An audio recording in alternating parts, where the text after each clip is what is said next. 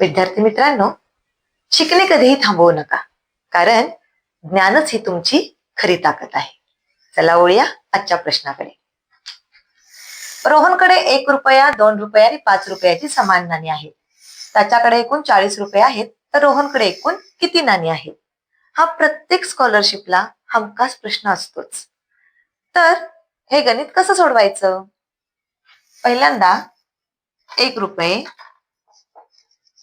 2 रुपये आणि 5 रुपये या सगळ्यांची बेरीज करून घ्यायची.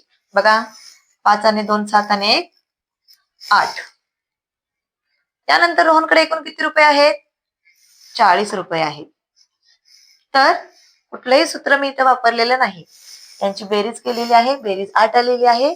रोहनकडे असलेली रक्कम 40 रुपये आहे आणि या 40 ला मी आता 8 न भागत आहे. 8 1 8, 8 5 40. म्हणजेच रोहनकडे प्रत्येक रुपयाची म्हणजे 1 रुपयाची 5 नाणी आहेत, 2 रुपयाची 5 नाणी आहेत आणि 5 रुपयाची सुद्धा 5 नाणी आहेत. तर प्रश्न काय आहे? तर रोहनकडे एकूण किती नाणी आहेत?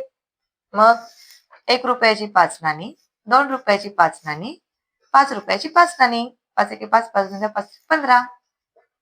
15. म्हणून याचा पर्याय क्रमांक किती आलं? 3. आहे ना सोपी ट्रिक? त्यामुळे व्हिडिओ आवडल्यास व्हिडिओला लाईक करा, शेअर करा आणि सबस्क्राईब करायला विसरू नका.